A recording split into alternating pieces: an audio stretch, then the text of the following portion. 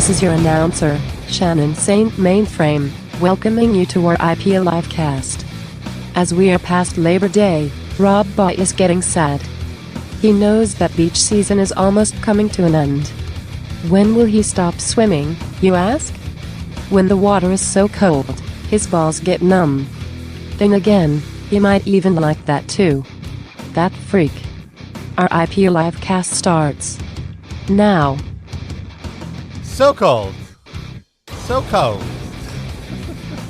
So far, though, no frozen testicles yet, Rob? You good so far? No frozen testicles yet. I have a pretty high tolerance. The water temperature is at 75. I could make it to like 70 or 69. Hi-yo on a warm day. Whoa. One of the first drafts of that intro had you with large extended nipples that were yes, so that's the thing. Like a swordfish. Yes. It's not so much. It's because it's not so much that my testicles swell up. It's that my nipples get cold. That's where when I truly know the season is over. When my nipples feel like they're getting blue. Put like a little Band-Aid over each one just to protect it. Well, I've been looking into getting a rash guard. Like something that a surfer would wear. Don't jujitsu people use that too? Shouldn't you already have that? Yes, but it's a different type of rash guard. The jiu-jitsu rash guards are much thinner because that's just meant to let the sweat pass through, where the ones made for surfing are more optimized to keep heat inside. It's thicker, Okay. But right now, your nipples are still in mid-season form. yes, exactly. It's the most wonderful time of the year. Now, let me ask you this follow-up question. Sorry. If it's okay, that was great. So we're experiencing, I would say, some of the effects of global warming now. Yes, and we have like a very extended hot summer into September. Mm-hmm. Would you say? Sometimes, go ahead. Sorry. I was going to say sometimes into October. Even 2 years ago, I was swimming the first week of October. It was the first time that I was like, this climate change stuff, not so bad. So my question is, due to the effects of global warming, does that confuse your nipple distension? Like, does it go longer? Yes. So it's like birds that don't migrate when they're supposed to. Exactly. It depends. It depends. He's just walking around all winter with nipples down to his belly button. Just going into Kroger's, piercing the cashier's eyeballs with his swordfish tits. Oh my God, swordfish! Can swordfish tits be the episode title? I don't think we can say tits. Obscenity, yeah. Swordfish boob out of swordfish nips. How about nips? We'll do Nips swordfish seems better. nipples. But yeah, last year I do remember it was like the third week of September, and I got very bummed out. I feel like I wasn't mentally prepared to have it end, because I feel like when I feel the weather's getting colder. And to be clear, how it happens is there has to be a string of cool days in such a way that the water cools down where it's going to be too difficult for it to reheat back up. That's the problem. So if there's like a week of rain in late September, the water temperature is going to drop much quicker than if it was just a sunny week, So, but are you allowed to swim once the lifeguards aren't on duty anymore? Because I know they were saying on the news today that this is like the last beach weekend because the lifeguards are going to be gone. Is that just like you're not allowed, but it's very easy to like guerrilla style. Technically, you are. Technically, the beach is closed, but there's nobody enforcing. And if they're enforcing, there's no lifeguard. I guess the lifeguards would be the ones enforcing that. Well, there's Parks Department people that will like shoo you out of the water, but they don't. They drive by on. I'm sorry, Rob. Yeah, they just drive by. Hey, get out, and then they just keep going. They have these ATVs that they drive on the sand with, which look very fun. Yeah, they kind of harass people. It's really the best. Like this morning, we're recording the show a little earlier. So this morning I went to the beach a little earlier because I got to get my last. Like September is when I really savor it. When I'm like, oh, this might be one of my last ones, so I really got to make an attempt to do it because it was a decent enough day. It's the coda to the summer season. Yes. Yeah. Ending. Yeah, and it's also because it's like my birthday, so all of that. It's my birthday coincides with the end of summer, So it very much feels like a new year is starting. You know, like this is, and the Rosh Hashanah is coming up. Oh, it is. Yeah. So 25th, I think. yeah, it's all in September. Usually it's in September. Sometimes it's in October. But I just feel like September is a very renewing month. It always felt that way for me. Like school would start in September. And so it was, I don't know where I was going with the story. Oh, but I went very early. I got there like 8, and lifeguards don't show up until 10 p.m. And I go to Brighton Beach, and the Babas and the Grandpas were out in full force already at 8 a.m. And it was actually really nice. There weren't lifeguards. There weren't that many people. It was such a serene thing. Everyone was just there floating around. Have you ever considered becoming a lifeguard? There's a shortage. But I don't want to. No, it's boring. I don't want to just sit on a chair and be like. All they do is tell people to get off the rocks. That's their only. And the shortage, honestly, is so upsetting. Because now but you don't want it's to down. help fix it.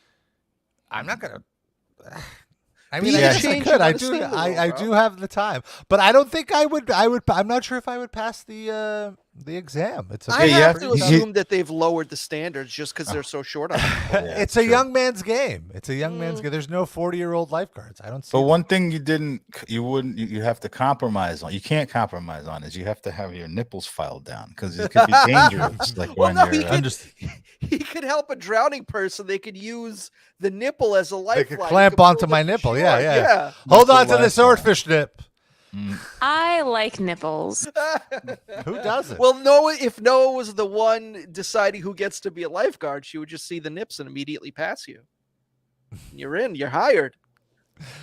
It does see. I don't know if I could handle that. Like it's 8 hours. It's 10 to 5, right? So I guess it's not 8 hours. It's 7 hours. You probably get a break, but Yeah, I'm sure it's in Just- shifts. yeah, but just sitting there for 4 hours, not being able to look at your phone. yeah. I guess you, Oh, you can't even do really that? listen to music because you have to pay attention. You have to be Yeah. looking at the water. That's You're guarding the water. biggest issue, I think, Ah. for you is the paying attention. I'm Yeah. sure if someone was really dying, there'd be like 8 people like, hey, this guy's dying. Like he would get an alert. I like mean, an I see organic them like alert. glance at their phone, but it's not like they could be sitting on Twitter or reading an article or whatever, you know? It's like they could answer a text message at most. There's other lifeguards. Come on. There's a guy down the sand somewhere. Deuterino in That- the chat. so- says Brighton Beach is in need of a zaddy lifeguard. Yeah. Be the zaddy. Well, that's a good point, Darren, because so they've reduced the amount of bays that they're guarding now to an offensive amount.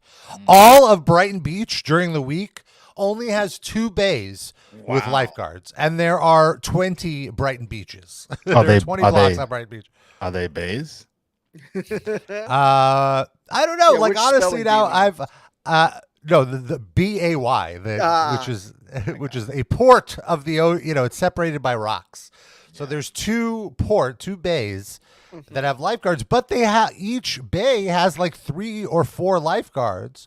They have one in the seat, one roaming, and then one on a surfboard to kind of like direct people not to swim too far. Oh, So that really? motherfucker gets to just surf all day? Why don't you get that job? They're not. No, he's not surfing. He's just sitting on a surfboard. Oh, Like, I think that's the hardest job because you it's not like, I mean, I guess you could probably get away with browsing on Twitter. Phones are waterproof. But then you now. might But- drop your phone in the ocean.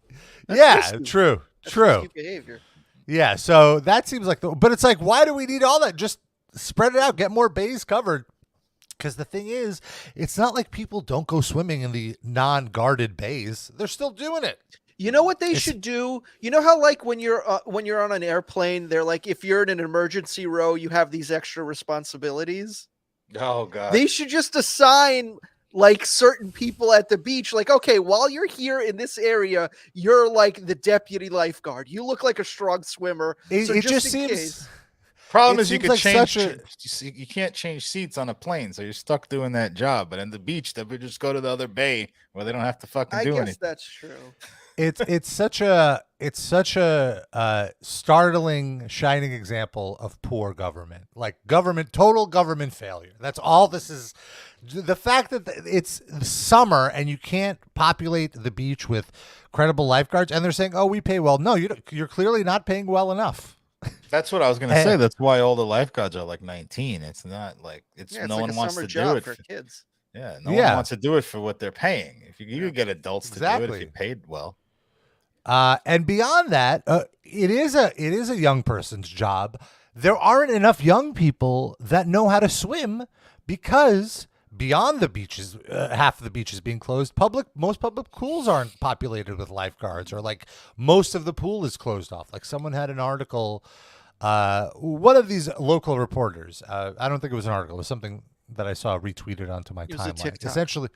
Essentially saying that they went to the Sunset Park public pool, which is a giant public pool, and 3/4 of the pool was blocked off because there weren't enough lifeguards. And so it ended up that the 1/4 that was open just was way too crowded. And it almost seems counterproductive because it's like you have all this pool, let them in this other area of the pool. So anyway, he texted our great mayor, Mayor Eric Adams. I can't even was like, not hey, laugh. He texted you? No, the reporter texted Eric Adams. Oh, And sent him a picture of like, hey, why is this pool 3/4 closed? It's a Saturday in August. Like it doesn't seem right. He's like, yeah, and a lot of people are upset. What do you have anything that you would say to them? He was like, Eric Adams had the guy arrested. Yeah, probably. No, Eric Adams was like, yeah, use this as an opportunity to let them know that they could become lifeguards. He literally pulled a Sid. Oh. Well, I was gonna say there's two problems going on in New York City right now. Well, there's a lot more than two, but two. Yeah. The one we're talking about, and there's another one that like the media talks about every fucking day. And I feel like we could solve both in one shot. There's all these migrants coming to the city. It's every day, like every week, there's thousands more migrants coming, and there's not places for them to go. There's not work for them. I assume a good amount of these dudes can swim. Let them be the fucking lifeguards. We'd have thousands every week, thousands of new lifeguards coming in. How is no one whatever you're proposes? willing to pay them? Sid, how are you not on New York One right now? You are the perfect talking head. You need to be one of these guys. That's just I'm tired of this big government thinking small government. Yeah. Big government has to think like big government. You gotta you're develop like, that Brooklyn Jew accent Oh more my God. You're like Peter Griffin on the Grind My Gears segment. But seriously, like they'll I think that's they'll a hang great out on idea. the beach and catch a dude. Why not? I have the full quote from Eric Adams. From Eric Adams. I Oh want to my quote it properly Oh, because it's for so fuck's sake. absurd. He goes, "Thanks." Oh well, the quote is, "Hey, the Sunset Park pool is 3/4 closed because of not enough lifeguards. People are a little angry. Just thought you should know." The mayor responded, "Thanks. They should turn their anger into a recruitment effort. We have a shortage of lifeguards. Not going to open pools without them. Some pools are closed altogether. At least this is open. Encourage them to get people to become lifeguards." It's basically his way of saying, "You lucky you still breathing. Yes. He's like, You lucky you got a quarter of that fucking pool." just be grateful for the little meager shit that we're handing to you. You lucky you still breathing. Fuck out of here. And then, so the next paragraph is, "I thought the mayor was a bit testy, so I texted back that I was just trying to help. And he responded, I took it that way. What I was sharing is to encourage people to become lifeguards. I like empowering people to know they can impact change and not just complain." Yeah. Fuck out of here is what he said. Well, all he does is complain. Yeah. All he does is complain. Or say that, or say he's Gandhi or whatever. Oh, God. Shut the fuck up. That's what he's saying. Yeah. You want to swim? Shut the fuck up. How do reporters just have Eric Adams' cell phone number to text him? Some do, I guess. That's Interesting. He tries to make himself available. Isn't that like he's got a line set up for people to just call, and it's not his real number, right? Maybe, but if he's No, replying no. that quickly, No, this is his real number. Well, this is his mayoral. Like this could be his mayoral like his phone. work phone. Yeah. He has probably has his own personal phone that's a different number. Or even now, I think with Google Voice, you could like route multiple numbers to your. You think Eric Adams knows how to do that? I don't even know how to do that. He knows somebody. He knows somebody in the city tech department that could do that for him. Maybe. Well, someone in the tech department suggested it, and he just snapped at them like, "Look, instead of complaining that I don't have a line routed to my phone, why don't you take the initiative and field all my calls? Fucking do it for me." Fuck out of here. We got a little clip of Eric Adams' ringtone, by the way. You want to hear it? Oh yeah, let's hear it. Hey, that's all. No! Spectrum One. I was just thinking how it's been a couple weeks since I've heard that fucking song. God damn it! Yeah, keeping it alive. We'll be doing this show in 20 years and playing that. No one will even know what the fucking reference to that was. Spectrum won't be a company anymore. That commercial in like 3 weeks, probably its life cycle will be dead. Yeah. Do you think? I think they reused that other one for like a million years. Which the one? IO digital cable. The IO digital cable. I don't think it was a million years. I think our memories are distorted by playing it over and over. I think it was like a year. Like a year, I would say. Okay. It was on TV.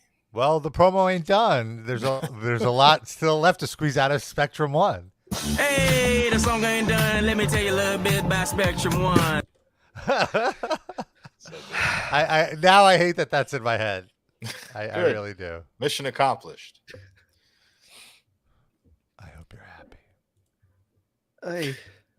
I wouldn't be surprised if Mayor Adams sold his ringtone rights to a company. It's like, if it rings while he's in the press conference, hey. He's actually been to that band's concerts. He's a huge fan. Oh, Kevin the Kirkpatricks? Yeah. Very good.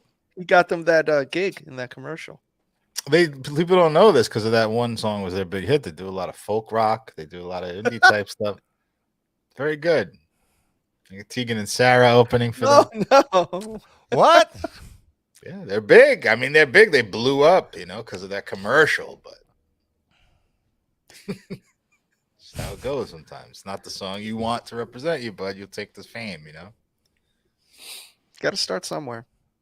Limp Bizkit started with a cover of Faith. That was their first single? Wasn't that after they were famous? I think that was their breakthrough. Hit. Oh, okay. Yeah, that was their big breakthrough. Alien Ant Farm started with that Michael Jackson cover. And ended there. No, they had a bus few crash? singles. Oh, okay. They're still around. But didn't they have a bus crash? Maybe. I thought there was Who something. hasn't?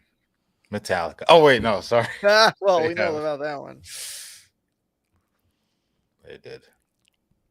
It was in 2002. Never mind. They're probably they're fine. now. That's funny that's what you remember about them. This is the You were best so Alien Ant happy. Farm news I ever heard. I mentioned this to Sid and Darren, but I want to tell the story. I went to a nicer sushi restaurant here in my neighborhood, here in North Brooklyn, and it's very nice. And I sat at the sushi bar. Oh. Like, so you're in front of the chef, and I had the omakase, which is essentially the tasting menu. You essentially allow the sushi chef to present his top catches of the day or whatnot, and it was very fancy, but there's like this weird downside that I didn't anticipate, which is like it's the equivalent of going to your Jewish grandmother's house to eat dinner. Like, he prepares this amazing piece of sushi, and then he hands it he puts it right on your plate, like seconds after preparing it. And it's a one piece thing. You eat it, and then you kind of have to, like, he's like looking at me, so you kind of have to react like, like you gotta put on a show. Like, yeah, like you can't just be like, it's kind of rubbery, Yes, like, you can. I like what you did there. But I don't want to offend him because he's still preparing the next I want to encourage him. Oh, so he might gives spit me- in it. Is that what you're saying? Like, or give me like a not fresh cut, or he's still Yeah, he serving might me just here. think your palate is fucked up. So what does it matter? this is Yeah, already exactly. like Sid a exactly nailed my. It did feel like a Curb Your Enthusiasm moment. And I'm like, oh no, it's still mustard. I like that you put a little mustard Ooh, there. mustard. Wow. It was really nice. It's called How much sushi how much? katsui. How much? The omakase. So you could just have the sushi omakase, which is $60. Okay. Or you could get the upgrade with a sashimi platter, Oh, which boy. would be $80. Hold on. And- How much food do you get for $60? Yeah, how many pieces of sushi for the 60? This like a team of people that you came in there with, or like what? No, it's it was like, I want to say 7 or 8 pieces of sushi. Like a roll, 7 And- rolls. No, like a slice of fish over rice. Just Oh. one. The traditional One, sushi, like so a 7 sliced pieces of one roll. Mm-hmm. Okay. And then you get a hand roll, which is the equivalent of like, a California roll or whatever, but not cut up. It's like served like a burrito to you. It's pretty pricey. But it was very filling. Yeah, it's pricey. There's It's places absolutely- in the it's- city where it's like but $500. exactly, like this is actually a very It'd be a good lot more deal expensive. for very high end fish. This is the type of fish. It's not like, this isn't the type of fish that you would get at a regular, $5 a roll sushi place. In the sense, it's so much fresher, and the quality tier of it. It's like going to a high end steakhouse, the equivalent of it, but the fish version of it. So they're not caught from New York City's sewage-ridden oceans, is what you're saying? No, every morning these fish are flown in from Japan. Flown in, baby. Fuck. Flown in, daddy. Or shipped in, I guess. I don't know, but I'm assuming the cargo comes in by plane. How are they? They're not. I mean, boating I over. would think it would have to, because there's a time aspect to this. You don't want the fish to Yeah. it's fresh caught fish is the whole point, I would think. Exactly. That's exactly correct. Yeah, that's Can't send it the by intention of steamship. it. But really, and even like the rice tasted so good. It's just white rice, but like. But they The way do. they They steam put like it. vinegar in it and stuff. Yeah. Oh, absolutely. Yeah. No, it's very fancy. It was a very fancy thing. And then the highlight of the night was The diarrhea that you had after. No. I had a great pass this morning. I have to say. Also, this was last night that this happened. This was last night. Yeah. You had a great pass at the Buffalo interchange. Well, I'm an old man, so technically it wasn't last night. It was yesterday afternoon.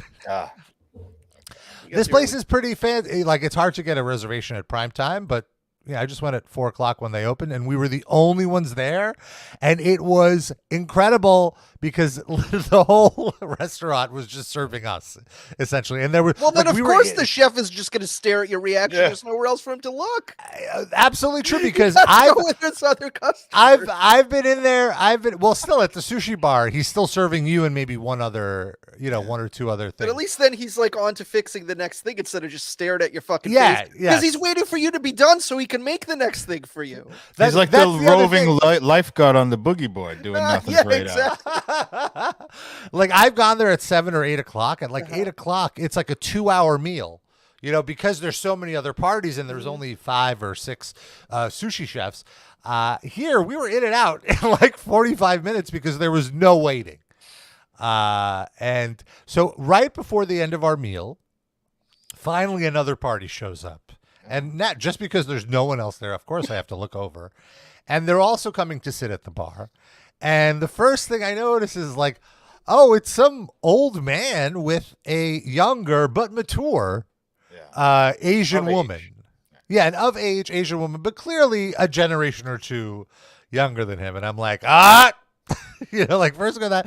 Killing Then upon closer inspection, it's not just any old man. Like, this guy was dressed very discreetly, black button down, plain pair of jeans, a hat, like really clearly tucked down. I take another look. That's not just any old man. That's proud Brooklyn resident Steve Buscemi. Hey. And I was like, it felt like such an achievement. Like, I've lived in this neighborhood for so long. I've never naturally run into Steve Buscemi. I know he lives here because I've It seen definitely is like a Park Slope checklist item. Yeah, exactly. It's like a Pokemon Go for old celebrities. Exactly right. Absolutely that, because he always pops up on like the Halloween roundups of just he'll do trick or treating. He'll be very giving, so it shows up on social media. But I've never run into him myself, so it felt very nice. And he clearly did not want to be acknowledged or recognized. So I even had to be like, all right, don't look at him because also it's a very small, right? Like we're at the bar together, but he's all the way tucked in the corner and we're in the center. So it was just like, all right, I don't have to look at him. I confirmed it's him. That's all I need. I have the mental achievement unlocked. Game over. Let's see. You met Quentin Tarantino at a comedy club. I sat two tables away from him. Yeah, I didn't actually meet him. Who was the other guy recently? You sat near somebody, and I can't quite remember. Is it De Blasio? No, it was like. Well, De Blasio I see all the time, and to the point that he's not a celebrity to me. He's anymore. devalued his Pokemon. Yeah. You were behind someone who none of us were really a fan of at some show. You were right behind them, and he was with I can't remember what he was doing. He was being obnoxious. You just saw like a mild celebrity. Greg Gutfeld, was that it? Yes, was like a few Greg years ago, right? Was that? We were at some Irving Plaza show. I thought it was this year. Wow, I'm all fucked up. Well, not this. Definitely not this. I vaguely remember the story. Maybe one of our listeners could point it out. Drake or Daddy mentioned of Steve Buscemi that Steve wouldn't give Rob candy when I came to his door for Halloween. That is true. Like, what the hell? I had a costume on. See, Animal Blundetto. It's true. The nickname. He's an animal. He wouldn't even give you fucking candy corn.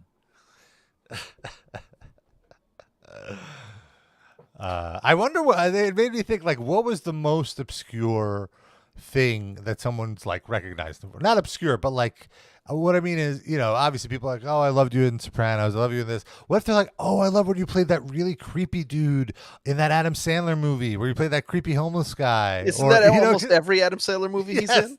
That's true. Well, I think that's, every Adam Sandler movie that he plays some weird creepy dude. Yeah. Bless his heart. I bet like probably people much younger than us, like in their 20s or so, probably know him from that meme. How do you do, fellow kids? Mm-hmm. Oh, yeah. Because I think that's the most prevalent thing they've seen him in. That's fair. Con Air. I bet he gets recognized for that a good amount. Oh yeah. Well, that was creepy. That's his creepiest role, maybe. Of a lot of creepy. That was my introduction to him. I remember. Really? Wow. Yeah, I'd never seen him before that. Yeah, Drake or Daddy is right. Reservoir Dogs. That's the one. That's the top. Yeah, but I just haven't. Like, I saw that after I saw Con Air. Remember Boardwalk Empire? He was the star of an HBO show for multiple seasons. Yep. And none of us even thought of that first or second. And kind of also against type for him. Yeah. Yeah, very much so. It was very hard to get into. I think I missed the season, but I did watch the last. It was season. fine. Yeah, the first two seasons were really interesting, and then it just felt. You know what it was? It came out like not right after Sopranos, but very close after Sopranos. Yeah, and one of the producers, one of the creators, yeah. I think, was from The Sopranos. Yeah, so everyone it just felt like almost like a Sopranos spinoff, in a way, because there was there's some cast crossover, but bless the Steve Buscemi. Yeah. We haven't checked in with Attilla recently. Chris Fronzak. I can't imagine why we've been so neglectful of them to do that. Franzilla, with the upcoming election, Franz has figured out a way to get publicity out of it. Which thank goodness. Thank goodness. Yeah. Worried. Previously we've discussed his career as a career coach, right? Like you could life coach to get his life coach to get lifeguard. Get his number. He also do porn. Was that a thing? He is a successful OnlyFans model, indeed. Well, how do we define success here? Yeah. I mean, he gets paid. What's his rank? Can you check like a ranking or something? Do they post that? They do not post that. I don't think they make that public. Where is he on Alexa? Right on top of her. Yeah, no mention of what percentile, but I'm sure it's doing all right. Okay. Anyway, what's he so up to? he recently announced that he is in fact entering the race for president of the United States of America. Oh. Let's watch this video. Oh, there's a campaign video? So venereal of diseases course. don't disqualify you. We know. Today is the biggest day of my life. My name is Chris Fronzak, and I am running for President of the United States of America. Good. I am not a politician, but let's face it, the world has never been helped by politicians. The government is corrupt. We don't need any more politicians running the show. We need real people, real critical thinkers. We need a candidate that represents When I think critical thinkers, Yeah. Yes. Chris I think Fronzak. the guy with face and neck tattoos. the American population. Oh boy. I came from nothing, and because of the American dream and my God-given talents, I was able to build an empire. I want to make America a better place for Can I ask a everyone. question? Pause this for a second. He just popped a can of Modelo. Is that like a stealth like signal that he's against Bud Light and trans people? Or he just likes Modelo? I thought it was sort of pandering to the Mexican community. I feel like everybody drinks Modelo's now. Right? I'm pretty sure that Franz is pro-trans. I feel like he understands that he doesn't want to turn away any part of his market share. So he understands it cynically in a marketing Yeah. sense, not that he cares about trans people and gay Right.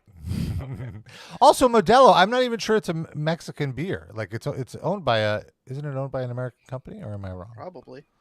I guess don't know. it's founded in Mexico. I No, just no, know a lot of Mexicans drink it. That's all I know. I don't know where it comes from. Represent every single person in this beautiful country, and I want to make sure your voice is heard. Yeah. That's why I believe you should vote for me to be President of the United States of America. He's got headphones in. Why does he have his earbuds in? to hear this music. Oh, we need to get him in the mood. Real musician. I love that So David he E. says- Rainman is one of the people who like this. Who is? David E. Rainman. Oh, well, come on. of course.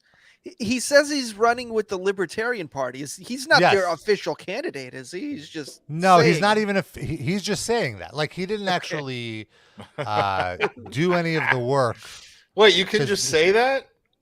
You can just You say can you're just the say- libertarian. They don't like cease and desist you or anything? Well, when you go to the Libertarian Party website and look at the 2024 candidates, there's like 20 or 30 people, and Chris Fronzak, Okay. not one of them. Anybody notable in that 20 or 30 people? Any familiar names or funny names? The lead person with almost 200 grand in donations is Lars Damien Mapstead. Ulrich. Yeah. I now know a second Lars. This is great. This isn't the guy who takes his son's blood? No. Oh, I have an announcement to make. Oh, no. I, 3D of RIP Livecasts, will be running as the Democratic candidates for president of the United States. Thank you. Oh, Thank you. This is all legit. It's been confirmed. this is the guy. Look, would you vote for this guy? Oh, Oh, yeah. Oh, sure. Are you kidding? Who does he look like? He looks like someone. He looks like if Penn and Teller had a baby. Wow. Obese Tim Robinson. He also looks like porn star Evan Stone if he let himself. Oh, I see it. Yes, Evan Stone without Rob the immediately testosterone. recognizes the film. Is Evan Stone a gay porn star? No. No, he's the you one just- that people said looked like Triple H. Still don't know. From the 90s. Look him up. Wait, wasn't there? What's- Isn't that Sarah J that looks like Triple H? She looks like Joe Camel. unrig the system? What does that even mean? The system is rigged, and he's gonna unrig it. What's hard to understand, Rob? He's the voice of the people. He looks a little bit like Eric from Tim and Eric too. I could see that, like a Yeah, I shaved can see that. Eric Wareheim. I mean, for all we know, it is that guy. This is like a bit. and they're just filming it. They did. Tim Heidecker released a movie a couple years ago where it's like him running for office. Well, this is what that website I just saw from 5 seconds was like too boring to be a bit. So fair, probably real, but no, it's real. On, like, this is GeoCities, and he does have very libertarian things. He's just like, just get rid of all the taxes and just have a consumption tax. No more income tax. No more statutory rape laws. Yeah, probably. Ballot reform, proportional representation, remove the central banks. Okay. Transparent all Jews pricing put in healthcare. internment camps. Yes. No, I'm now allowed to murder He's hookers. actually not bad. He's not bad. He's like, I haven't seen anything problematic. Oh, he's a tech entrepreneur. I take it back. Does he have any credits? What has he done? Let's see. Farmersonly.com. That was him. Spectrum One. Oh no, that's a deal breaker. He founded that Friends here. Finder networks. So basically, Yeah. farmers only. It sounds like he just found a bunch of funded a bunch of like tech startups that okay. The boy. Friend Finder network it's cams.com, adult friend finder, Okay.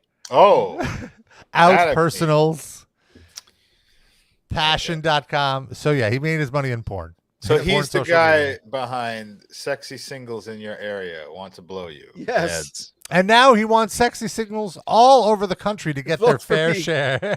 Listen, I hooked you up with sexy singles in your area. Now make me your president. On a libertarian ticket.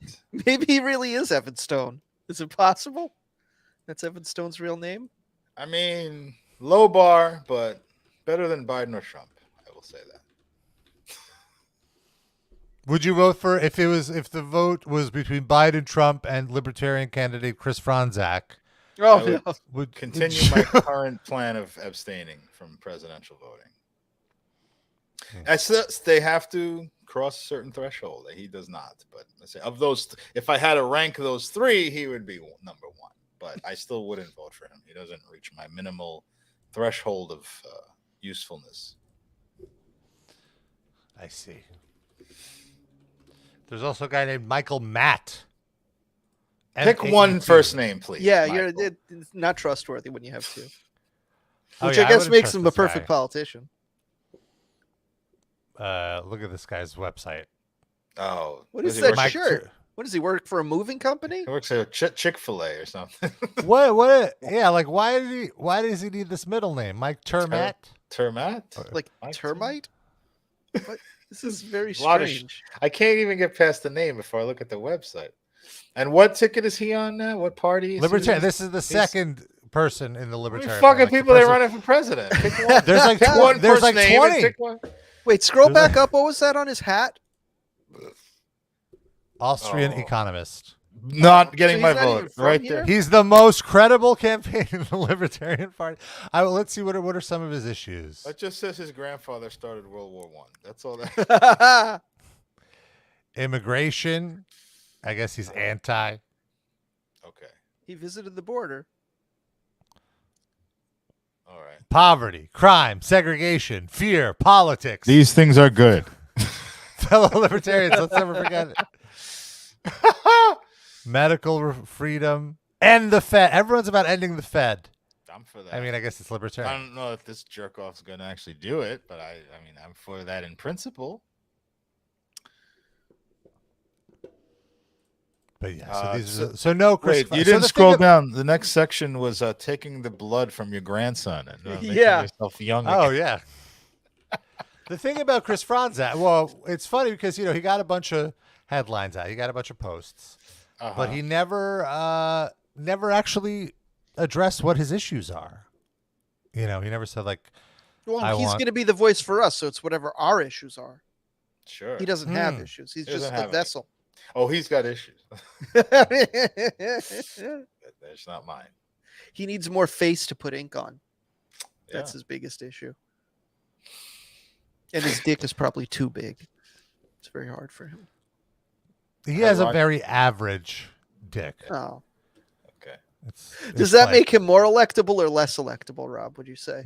I would say more because he's not intimidating. Okay, fair. Rob, you're not going to get with him by negging him. Okay, please stop. He's not my type. He's too fair skinned. Fair. The tattoos are a bit Rob much. tried it during Summer Slaughter 2014, and it didn't work. I've interviewed him. Yeah. We've been in the same room. There was no kismet there in the air. No, I will say he's very charming. I was like, yeah, I could see how he's able to build an audience, but not for me. There was a follow up. He's released some campaign merch. Shocking. Oh, thank God. Shocking. Looks like electricity, so it's kind of shocking. Make America mosh again. That's overdone. You got to do something Yeah. else. Well, Exactly. that's Mama. That's such I like Mama more than MAGA. It's true. It's fun. Do you think he has yet discovered that says Mama? Like it's like a 50-50. Probably not. But No, he mean, did. If you look at it, you don't know what the fuck it says. Right here. All right. yeah, Got it. good, very Okay, good. fair enough. Smarter than That might win me over. The hashtag Mama might win me over. now. No, it's weird that I'm he's Chris a Fronzak, dude. and What's that? His tattoo makes it look like he's got a yarmulke on. It does. It does. I'm running for President of the United States of America. I'm running as a libertarian because I don't believe that the two-party system best represents most people. Oh. I love my country. Oh. This country allowed me to come up from nothing and build an empire. The government is corrupt and evil, and it gets in the way of good people What's from that chasing their tattoo under his dreams. eye? Does it say Something manifest? fest? What is it? Oh, manifest. Yes. Oh, I thought he got a paid. It says not fest. Yeah. Is he gonna be on the next Canitro episode? He keeps turning down our invitation. for some Oh, reason. bastard. Oh, that's a shame. And building their own empires. I am not an anarchist, and my campaign is not a purity test. I am What? Who Well, said? yeah, nothing about you is a purity test. Anyone you know immediately fails a purity You're test. fucking 98% fentanyl. How could you couldn't pass any purity test? Get the fuck out of The here. other 2% is crabs from his only. Crabs that have overdosed on the fentanyl. There's just 2 dead crabs and then 98% fentanyl. These crabs just keep falling out of my beard and my crotch. I don't know what to do. Lifeless crab. I am running because America deserves a candidate that fights for their personal freedoms. I don't care if you hate me. If you don't like me, don't vote for me. I'm here to help people and make this country a better place. Oh, okay. Great message. Talk shit all you want. You can't shut me down. Haters. My announcement video got over 1 million views in less than 24 hours. Okay. And that tells me that America is ready for someone like me, Does it? a non-politician, to take the lead and fix this mess of a country. I'm here to spark a revolution. I'm here to start a fire. Make America mosh again. Mr. Fronzak, what are your views on the Israel-Palestine conflict? Hey, Mr. Fronzak. don't be such a hater. My video got 1 million views when I announced. I mean, clearly, if David D. Rainman likes him, then he's got the right views, right? You're right. Rayman obviously does President his of this research. country. He may just not have declared his views yet, and Rain Man is going in optimistically. Maybe he'll have Rainman as his VP to handle all the foreign affairs stuff. Hey, yo, haters! I have just announced that my ambassador to Israel is going to be none other than David D. Draymond. Quick man cometh. Ronnie Radke as Secretary of State. There you go.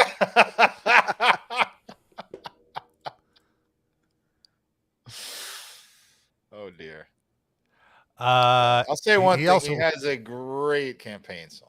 Hey, the song ain't done. Let me tell you a little bit about Spectrum One. He does have one issue that he's willing to discuss. If you vote for me as our next president, I promise to bring back Vans Warped Tour. And the reason I say this is because mental health is a major part of our society, and we need to prioritize it. And from someone who grew up going to Warped Tour, that Look at how great he greatly turned helped out. my mental health. Yeah. So I will allocate budget and funding to make sure that Warped Tour is every single year, every single city in the U.S. Every city in the U.S. God damn. Even population 112. You're gonna Get ready, Guillermo. Warped Tour coming to Nebraska, finally. with Deicide on it. I give him so much. Why not? Hey, if politicians could say all this bullshit and not get called out on it, Yeah. why not Chris Fronzak? I just want to see I support him. Like the public access TV, local chamber of commerce TV, sessions where these guys have to figure out how to host Warped Tour in their little town with 3 farms in it. And they just start screaming and yelling at each other and fucking curse this President Fronzak. Yeah, like I definitely want him to be in the libertarian debate at least. Like if he does that, that'd be so amazing. I have this clip here, this legendary classic clip from I believe for the 2020 election maybe. But let's see. That's Matt Hardy, former professional wrestler. Peterson. I have a feeling I know how this answer is going to. Oh, Larry Elder, right? Isn't he like a Republican? He was like California governor candidate or something. There you go. That's Larry Elder. You got it. How this answer is going to be. Should someone have to have a government-issued license to drive a car? Hell no. Oh my God. Hell no. Not even. Let's not even think about it. Kids don't have licenses to drive big wheels, do they? Shouldn't we be all more like our kids? I just saw Larry Elder interviewed by Charlemagne, I think. Oh, amazing. Right? I would watch that. Somehow, it's very hard to have Larry Elder win an argument. He won because, Charlemagne said something about him, being too into the, white community or something. He's not in touch with the black community. He was like, you just let Joe Biden come on your show and tell you you're not black and you didn't even say anything. So you're going to talk shit about me. What was Charlemagne's comeback to that? No, he kind of just sat there. He kind of just ate it. He ate the L, basically. I don't know. He might have said something, but I remember him sitting there stunned. Now, that's surprising. Yeah. I feel like Charlemagne's usually prepared for these kind of things. Like he did get that one thing with Kamala Harris, although that was really more her fault, where she had to walk out of the room and her aide had to be like, this is over. Yeah. Well, she has to have lines fed to her. She just kind of, goes into spontaneous combustion. Let's just get to the gag of this. The gag of this debate. A government issued license to drive a car. Hell no. Hell no. We gotta pull that clip. So defiant. Dr. Feldman.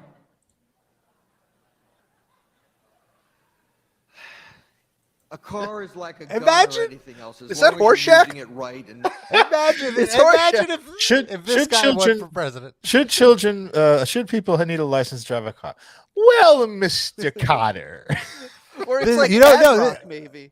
This is Professor Fringe from The Simpsons. I think you should have a Fringe to the side of the building. What? He's just an anesthesiologist. That's enough to run for president. Put me to sleep. Like a gun or anything else, as long as you're using it right and not using it to hurt other people, you should have a right to use it. Oh, honor system. Permit is just another way to get some money and inconvenience to people. Oh no. So we also mentioned Tim Robinson. This guy's kind of old Tim Robinson. Yeah. It's so funny how his was a more intellectual version of hell no. Yeah. He said the same exact thing, just a little more intellectually. So that was his angry. I don't think licenses are required.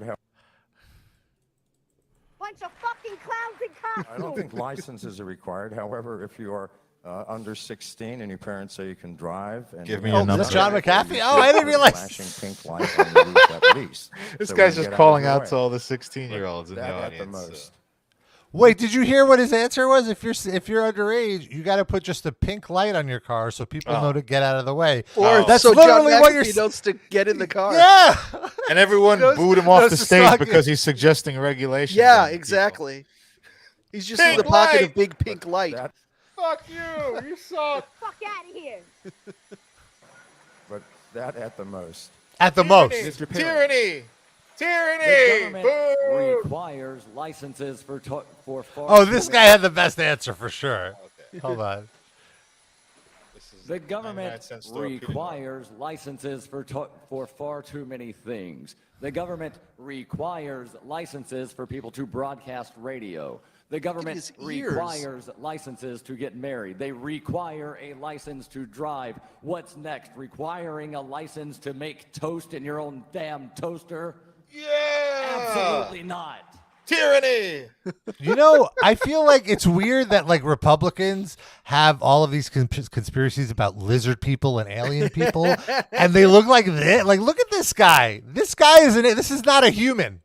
The government requires requires me to book time for a runway at the airport to take off with my giant Dumbo ears.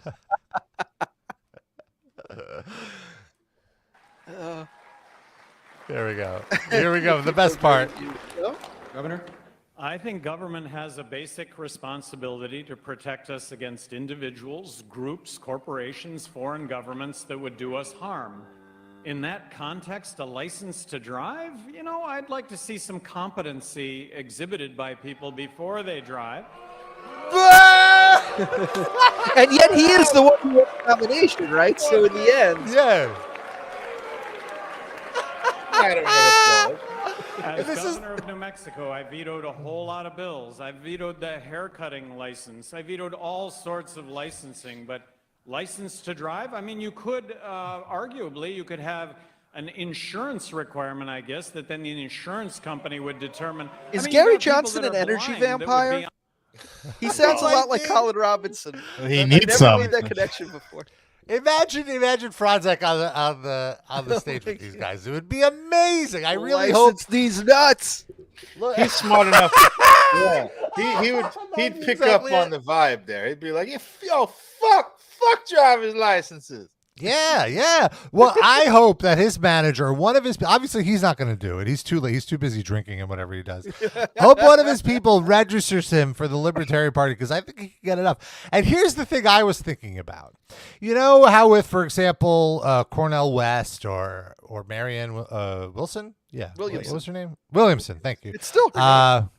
Marianne Williamson.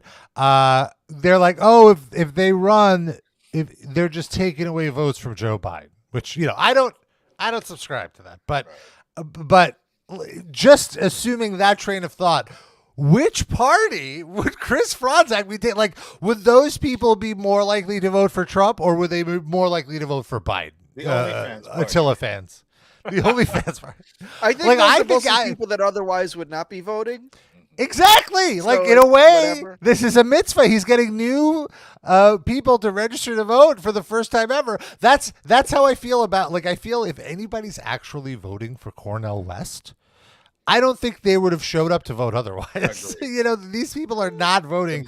They're not on the fence about Biden. They hate majority. Biden. The majority, yes. They hate both Biden and Trump, I would say. Yes, but you know, there's this narrative happening that you know he's trying to siphon away votes from Biden, which is no, he's trying to establish we need a third party. The duopoly. I haven't even heard him mentioned in since the last time we talked about him on here. Has there been anything really? going Airtime. on? It's all on the internet. They don't give him any airtime on any mainstream outlet anywhere. But I think the important thing to do when you're running as a third party in any kind of sane system is you would take a few votes away from each guy and you'd get enough leverage where you can go, hey, asshole, do this thing. And, or, you know, you're just not going to get the votes that are promised to me. And then if you do these things, I will endorse you. But that just never happens because these guys are so dedicated to being treacherous, evil scumbags that you can't. That leverage thing doesn't work. Like there's nothing compelling Joe Biden or Trump to actually do that. They just do whatever the fuck they want. So these third party runs are largely meaningless. The point is not to win. The point is to scare them and get 10%. And then they sort of bend to your will, you know. But in theory, that, yeah, right. Bernie could have done it. I feel like in recent history, he's the only one that could have pulled that off if he. But he tried. gave up. Yeah, I'm saying, but if he hadn't, it would have worked. Even though he registered as as an independent for a long time, I feel like he always had a loyalty to the Democratic Party. Oh yeah, 100%. Yeah. Well, he has. I admire his career. I think he's a great person and a man, and I think his intentions are good. He has internalized this belief that the best way to do good for the most people is to tap dance for Democrats and get the most crumbs you can that never show up and keep doing that forever. That's what he believes. I don't think he's insincere. I don't think he's corrupt. I don't think he's lying, but I think he thinks doing their bidding is the only way he's going to get anything incremental progress done. I think it's just completely wrong. But I still respect the shit out of him. I would vote for him if he ran, but I would not donate a dime to him because I think it's a useless waste of time. I vote for him out of respect. Would you donate to Cornel West's campaign? No, because I don't think. First of all, I already think he's going the wrong direction with it. Like I just saw him on some interview. I can't remember where I saw it, but he was just basically like, "Listen, I love Joe Biden. Joe Biden's great. He's fantastic. But here's what I would do slightly differently." Like that's not the point of a third party campaign. Like even if you somehow really believe that, which I doubt. Like that's not going to do anything. But also, like to brand yourself as like I have no chance of winning, and I'm only slightly different than the guy. Then why do you exist? Like that? What's the point? You Get have out to of be here. like I give very credit. different. The one that I think is the best, running the best campaign actually is Marianne Williamson. Although you'd never see it because like every outlet is branding her as a kook. But I think she has the best rhetoric of anybody. I don't agree with every single one of her politics, but she's basically says every time she's in front of a camera, she said, just broadly speaking, not on any policy. Because she's abroad, you have to say it that way. Come on. I did not. How dare you? No, she said every time she has an opportunity to be in front of a camera somewhere, she says Joe Biden is a huge problem, and here's why. The world is ending, and he's furthering it in this way and that way, and global warming and the Ukraine crisis and all this stuff. She has a bullet point list of why Joe Biden sucks. She frames it politely. She's a nice, older woman. She's very stately, but she says with no uncertain terms, Joe Biden is a huge problem. He has to be removed from office. He cannot get a second term. And that's what you have to do. Doesn't RFK say that too, though? I mean, he does. He says it in his voice. So Yeah, I'd rather hear it in Marianne Williamson's voice, please. But I put him a notch lower than her because he has so many odious positions, about, especially about Israel. Like that's my number one sticking point where I can't get behind him. He really I'm not going to say he ever really had me, but there was a moment where I was like, I'll hear you out. But then I did start hearing him out, and I was like, no, I'm not listening. Sorry, buddy. He has a bunch of sensible things that he says that I agree with, but that Israel is too much of a bridge to cross. I will never support it. I would say we agree on some problems, but very few solutions that I agree with of his, which made me just kind of check out. But it's ultimately, I've never been as disinterested in an upcoming election. It's just I'm nihilistic about it. I will always defend voting down the ballot, local elections, judges, ballot initiatives. Yeah, I'm going to vote. Stuff like that. There's just no point to voting for the federal election for me. I just don't care. I don't think anything's going to change fundamentally with either person who's likely to win. And none of the people just running third party. I just do third party. Hopefully, one of these days, I feel like this is the election with the best chance for the third party to get at least 5%. Right. Well, they get on the ballot nationwide. Funding. I think 1%. I believe. I think it's 5%. If they get 5%, they get funding and stuff like that. Yeah. 1% is to get on the ballot. 5% is to get the funding. 10% you get. Did I say on the ballot? I'm sorry, I meant funding. Yeah. What's 10% again? Debates. You get in the debates. How is it that with two-party control of everything forever, they haven't changed that law? Because they want the appearance, the illusion of a possibility of a third party. And they know whenever anybody gets even close to 5%, they just fucking piss and shit on them and make them look like insane idiots. Yeah. So they know it's never going to happen. Fair. But I think and really, ultimately, it's about the electoral college, regardless. That's the thing that needs changing. Right. I feel. Well, and the that's Senate. one of many. I'm over the Senate. I'm done with it. It's useless to me. We don't need a Senate. We can just have a cut it. That would be my Libertarian Party position. Get rid of the Senate. Tiered flat tax. I would do a low tier under. It's tiered though. I know, but it's a good branding, don't you think? No. You get all the people I who would like just the say, flat tax if while you're- if offering you're- them the opposite. Yeah, if you're under, it would be simple. If you're under 5 million, you get this tax. If you're above 5 million, you get a higher tax. 5 million is the two-tiered cutoff? system. Jesus A Christ. two-tier thing. 2 tiers in a bucket? Yeah. What's 5 million? What could you do with 5 million? I could do a few Let things. him let him live a little. I could get all the omakase I want, motherfucker. I was gonna say, have some ikura. Fly in my own fish from Japan. Get some lifeguards at these fucking beaches. Build my own beach. Yeah. That's the 2 Buy my tier. own If you're a beach. lifeguard or if you're not a lifeguard. Have you seen some of the life at these beaches? It's Brighton Beach. Come on. They don't need to be I would garbage. I would make virtually all recreational drugs legal, and I would start government programs where the government exclusively would distribute them, so they would be all, and then the tax would pay for. But how do you substance control abuse that? programs. There's always going to be other people making and distributing that shit. So you're still criminalizing the drug trade. No, but if the government starts doing it, the prices would drop. So it would be less. There would be less incentive. Yeah, absolutely. Anywhere that there's legal weed, the prices of weed. I have thought the plummeted. weed's more expensive when it's legal because there's taxing and all sorts of stuff going on. The prices go down because of the competition. Well, you know what you should do? It'd be the like Bernie medical. Sanders. I have a card. The medical weed I get is far cheaper than any non-medical that I get.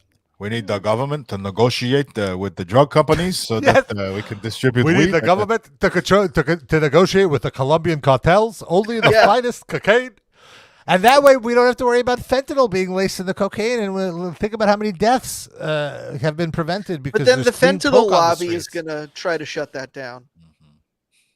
Get rid of lobbies. Lobbyists Oh, are well, legal. sure, that's that's great. another one of my. How would That's you get another one into of the my building positions. then if there was no lobby?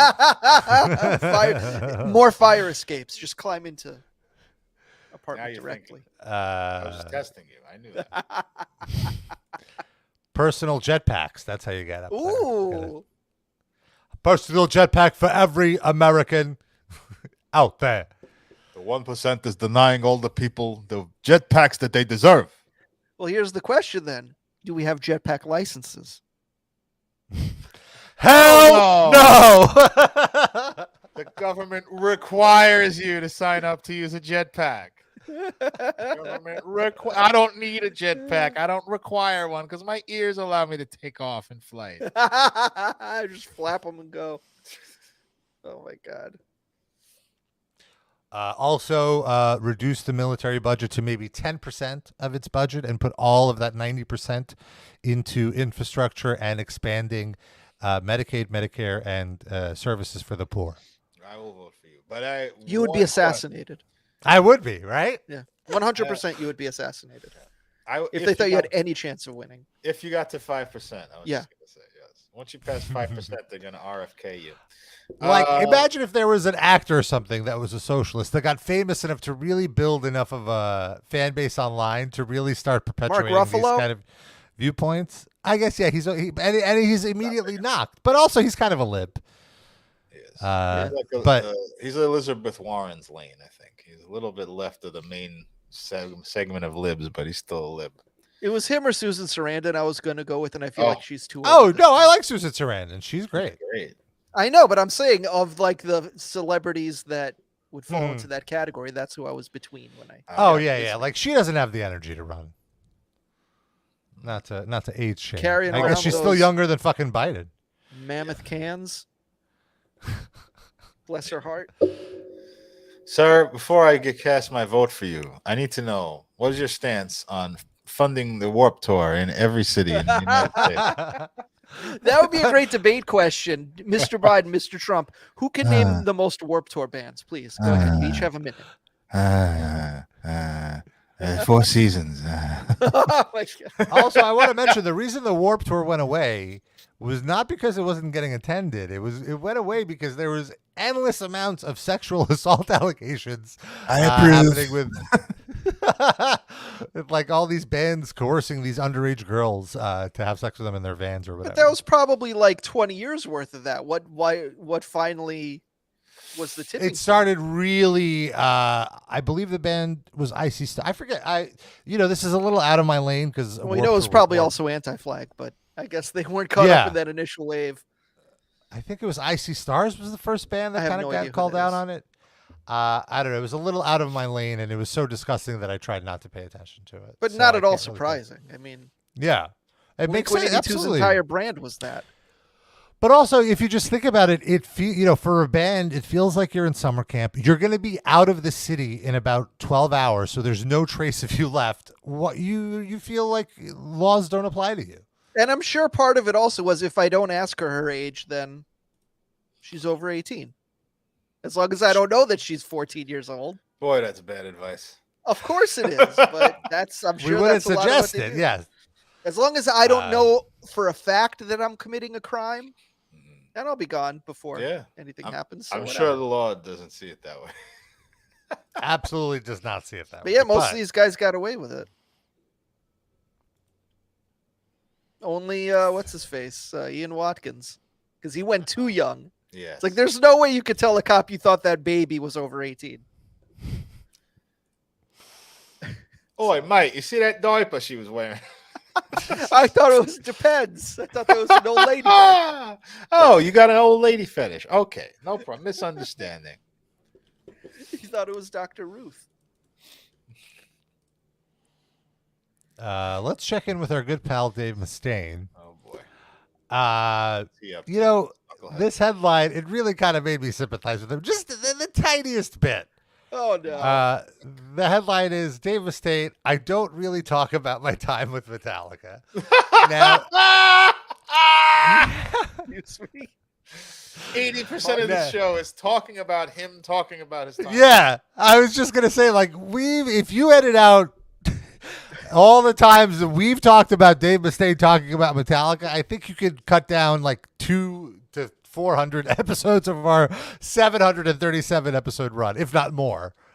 But here's how he frames it. He was asked in Germany by a German interviewer at Rock Antenna if he ever gets sick of constantly having to answer questions about his former bandmates in Metallica. I want to first give credit to this interviewer because this is the best way to frame this question. When you say like, oh, isn't it annoying to have to deal with people asking you about this thing that I'm very clearly asking you about? Right. Perfect way to frame that question. You have disguised it and couched it in a language that he speaks in his own mind, that he is not at fault for anything ever. Yes, exactly. That's another thing. It pushes away blame not only from yourself but from the person who you're interviewing, because it's more like, aren't you sick of these critics being jerks kind of thing? So what was his response? Well, I don't really talk about my time with Metallica. I don't bring it up. So if someone brings it up, I'll answer the question. See, he doesn't bring it up, but someone asks him. He can't ignore them. He can't avoid them. That's rude. But I usually don't bother doing that because I think, in a way, that kind of gives the impression that I need to talk about them in order for me to feel good about myself. And I don't. I don't. Wait, he doesn't feel good about himself, or he doesn't? I don't. You decide. I feel good. He said I don't twice. And I don't. I don't. That's in the text. I feel good about who I am just because I feel good about who I am. That's fantastic. It has nothing to do with bands that I've played in the past. Bands? Is there more than one? Keep going. And if it was, oh, there we go. I would say of the 3 bands that I was in, that I enjoyed Panic and Megadeth more than I did Metallica, because we did argue a lot. Interesting that Panic goes before Megadeth. So it's funny that he goes, I don't really talk about my time. I thought he was going to say, I don't really think about my time. Yet he's thought about it enough that he could say that his time in Panic was better than his time in Metallica. Mustaine continued, I loved playing with those guys, but it was meant for a season. What is that? No, it wasn't. They went on for 40 years. You were meant. Well, for no, a his season. playing with them was meant for a season, is what he said. But no, but that's not true. He just fucked it up. It was a season because you got wasted all the time and belligerent. Was that one of the 72 seasons? Which one? Too many of them. Is that why he said that? Even in that answer, he's referencing Metallica underhandedly. It's just like when Rob's nips get all hard and the season of surfing ends. Crawfish are all lumping up inside his trunks. And I look back on that time with a lot of fondness. I used to not, because I was still hurt from losing my job. But now I know, basically, that things happen for a reason, no matter what they are. And whether I was still in that group or not, that was out of my hands. And once I accept those things, acceptance is the key to all of my problems today. If you see 2 sets of footprints on the beach. Oh, what? No, I just added that. I totally would have believed that you went there. That was where Jesus Christ carried me. No, that was where I was carrying all of the rest of Megadeth. Yeah, that's how you would distort. That's always.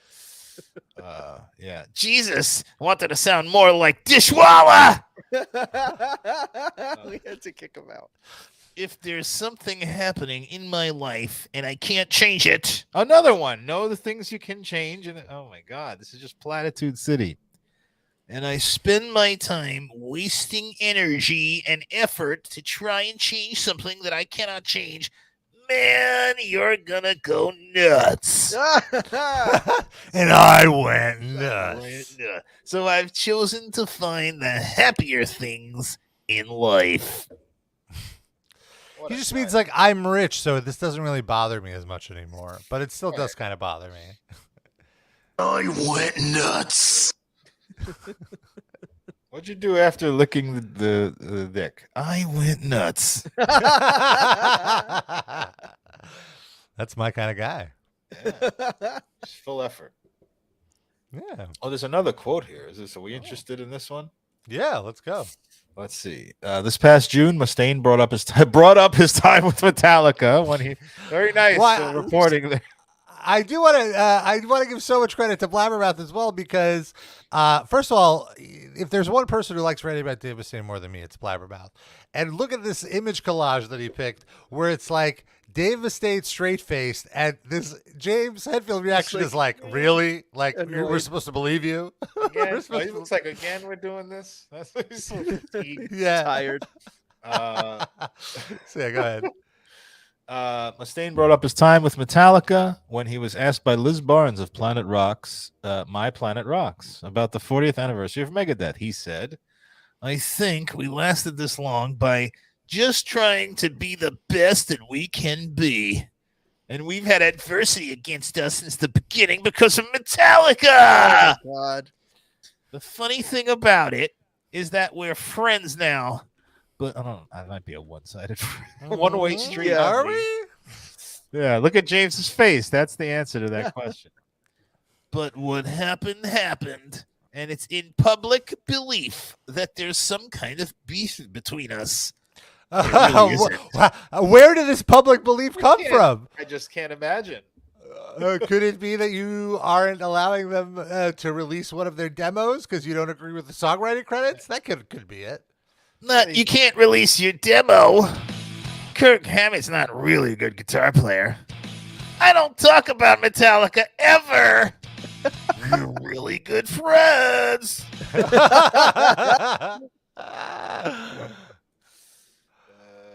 is a whole thing here. Holy shit. As much as back in the day we talked about it from a negative point of view, I prefer to talk about it from a positive place now. A place of forgiveness and of healing. Those guys went through a lot of stuff themselves, and I did too. It's very documented about all this and getting professional help. So that's something I think is really wonderful. Okay, now it's just him gushing here. Oh, there's one more thing I have to read here. You got two of the biggest bands in metal that started from the same place, had their growing pains, came to the realization that it was just a bunch of hard feelings and a bunch of hurt people, and hurt people hurt people. Yeah! Oh, Big pop, big pop, big pop for that one. Love the hurt people, hurt dogs. Bless you, Yeah, Dave that's Mustaine. true. All right. Well, that was a nice check-in with our boy Dave. I don't Glad to talk see he's about doing well. Metallica at all. Why, no, I haven't heard their new album, but I think it sucks. Let's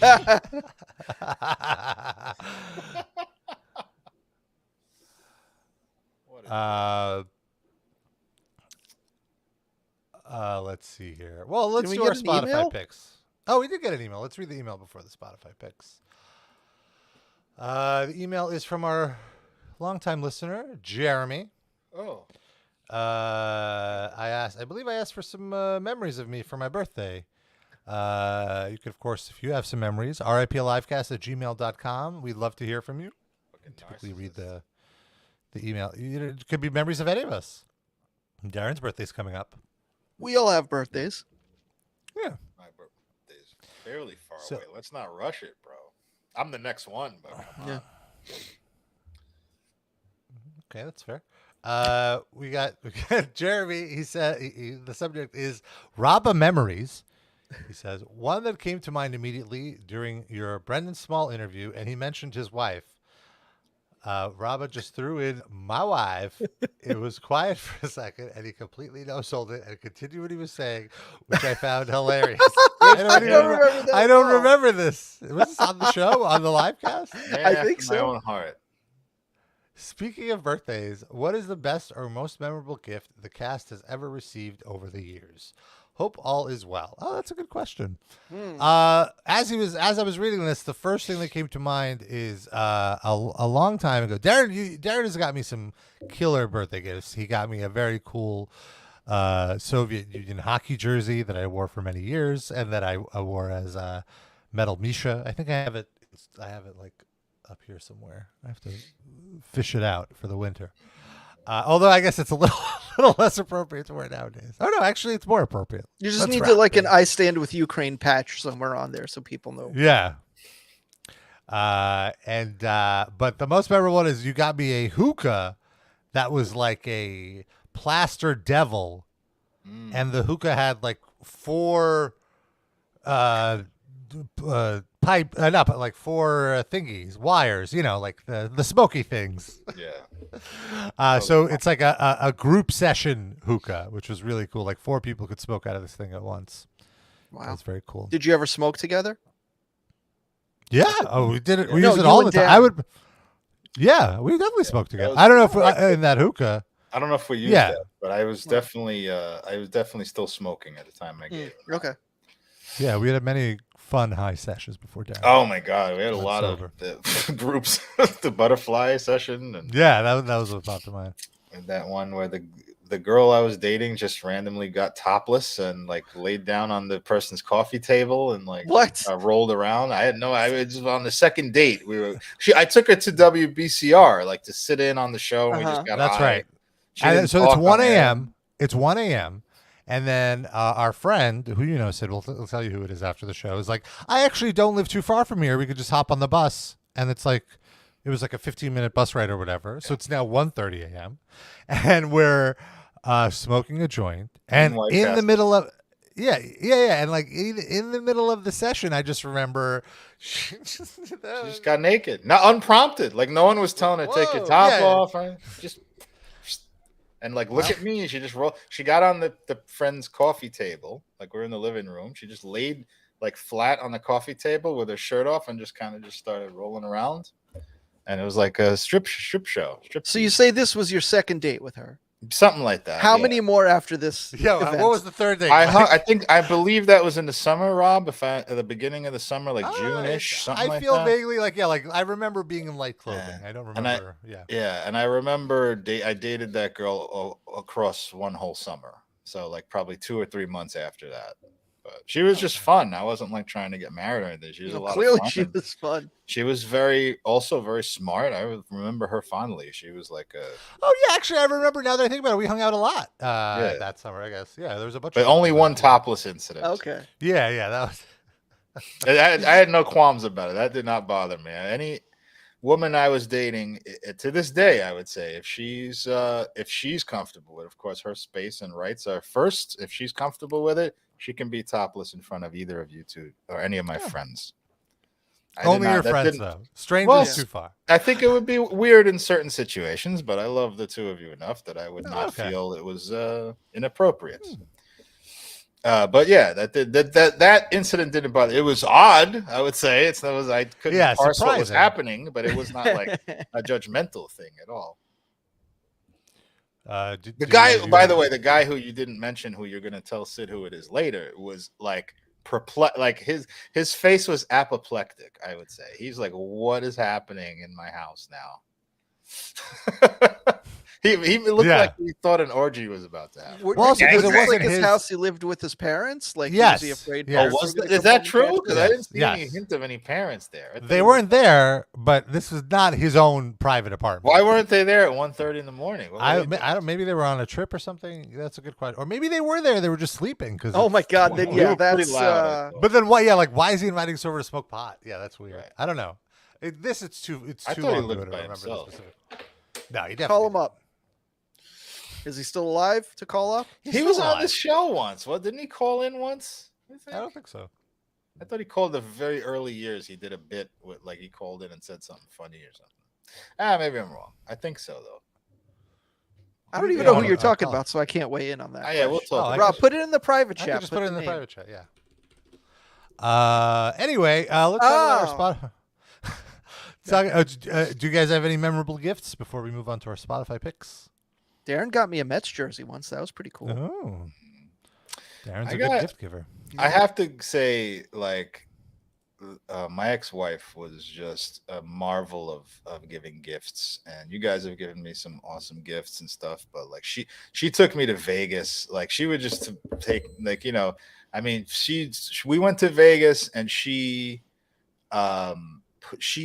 organized this whole thing. Like, she got balloons into the hotel room.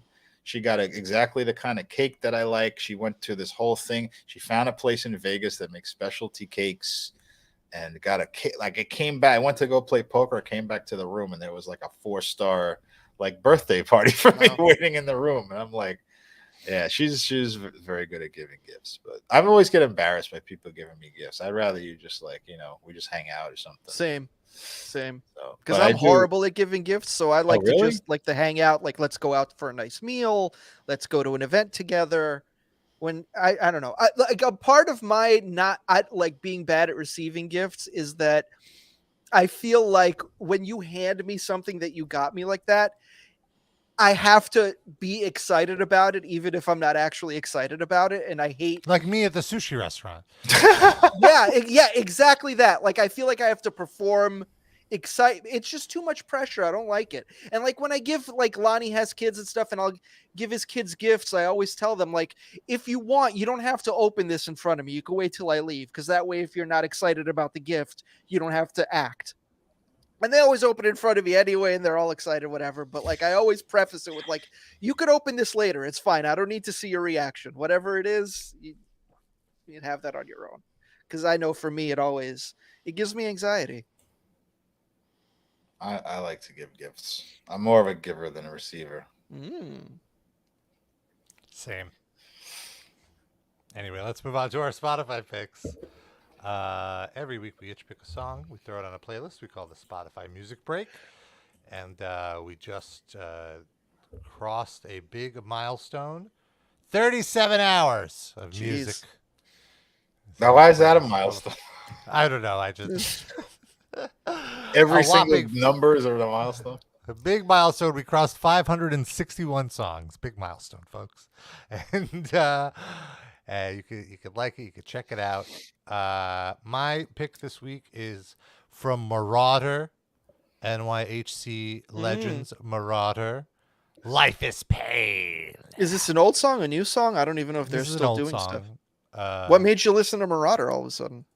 At the end of one of my BJJ classes, we all just got into a huge discussion about New York hardcore. Of course you and did. So, yeah, I didn't prompt it, but I participated, and there was thankfully nothing weird, nothing questionable coming out of it. Everyone was on the same page. So No, go ahead. Sorry. Well, I figured then it got me to put on some classic Marauder, which is a band that I feel like now more so than when I was like really into the stuff people talk about. But they're great. Did this debate happen about Marauder while a man was kneeling on your chest choking you, or was this was name your favorite Marauder album, quick. Life is pain. Life is pain. No.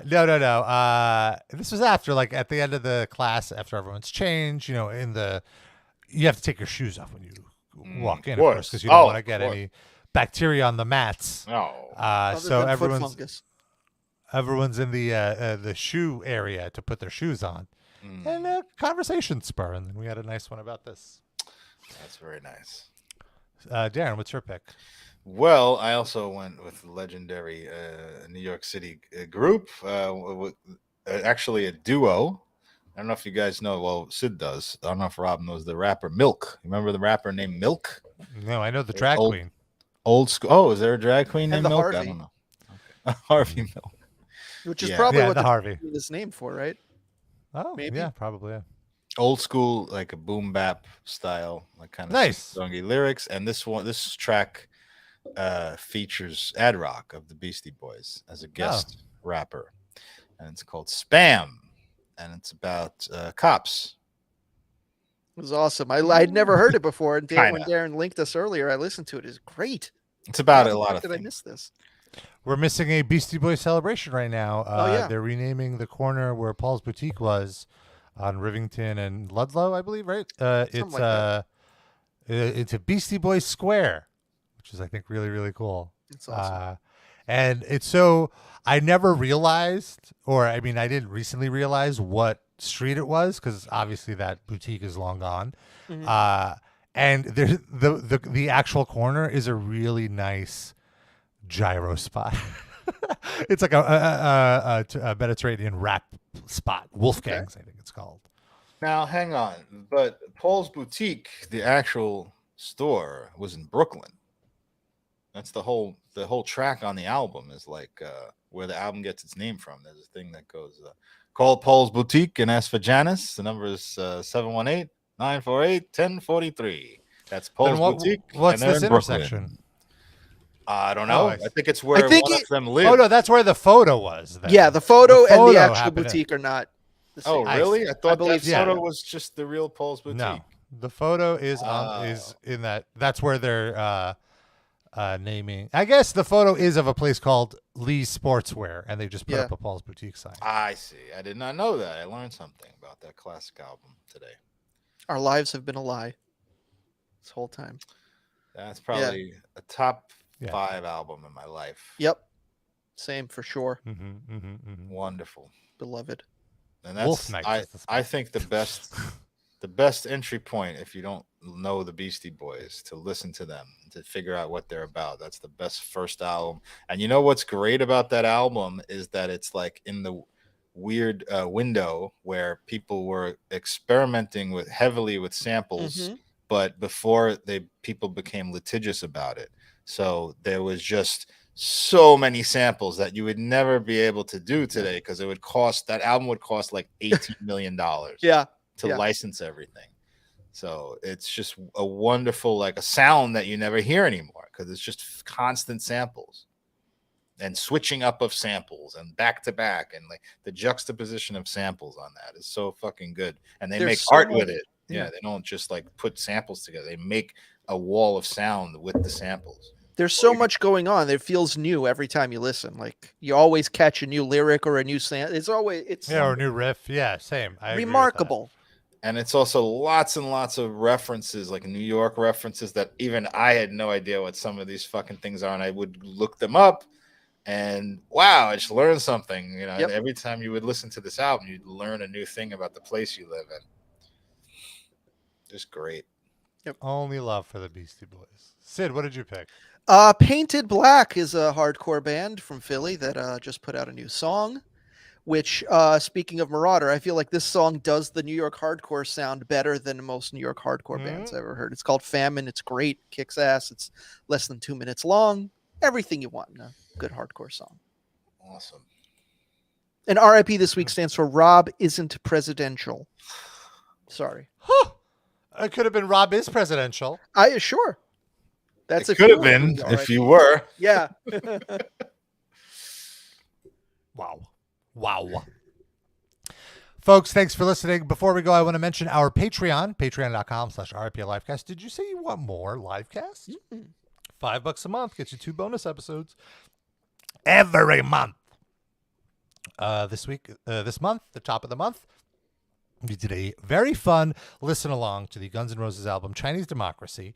We all had very varying opinions on it. So you could check that out. We're going to have another new episode later this month. And there's over 3 years of archives of bonus episodes that are not available anywhere else that you can get on the Patreon. $5 gets you access to the entire archive. And what's that? You want to show us even more support? Well, for $10 a month, you get to be a top Livecast fan. You get all the perks of the $5 a month thing, which also include, by the way, a column from Sid telling you what TV shows to watch every week. And also keep in mind, if you sign up for a year, you get 15% off. Bonus deal for the kids. And $10 top Blackcast fan of the week. You get a shout out at the end of the show, which is right now. Right the heck now. How are we doing these shout outs, folks? Can I suggest something? Yeah. You do it as Franz convincing each of these people to vote for him in the upcoming presidential election. I want to give a special shout out to my bro, Eric, because if you vote for me, everyone will suck my fuck. Benjamin, that's one of his, Benjamin and Dan R. Join the Presidentzilla, Fangil, I don't know. Mindy Mayer's Kippa, if you vote for me, I promise that every Monster Energy drink in the country will be free. Massachusetts, shots. That's what I will say when I become president. Hugo likes tacos, so does all of America. Every American will get rebates to get 5 free tacos a week if I was president. Land danks, yes, the whole land will be dank when Chris Fronzak will become president, because weed will not only be legal, it will be required to be grown everywhere. Sounds like a great guy. LaCroix, I'm more of a Seagram's seltzer kind of guy. And then we have Corey and Scotty H. You're probably too young to vote. Doug Pigman, who doesn't like bacon? Everyone gets a free pack of bacon except for the Jews who get turkey bacon. Okay. Douglas, who are you? Levison, who am I? I am Chris Fronzak, and I'm running for president. I would also like to say, as Franz's campaign manager, he neglected to mention each one of our patrons will get a Warped Tour show in their backyard. Yeah, that's right. There you have it, folks. Thank you for tuning in. Thank you for listening. We're going to get out of here. We'll be back next week. Until then, we love you. We kiss you. Bye-bye.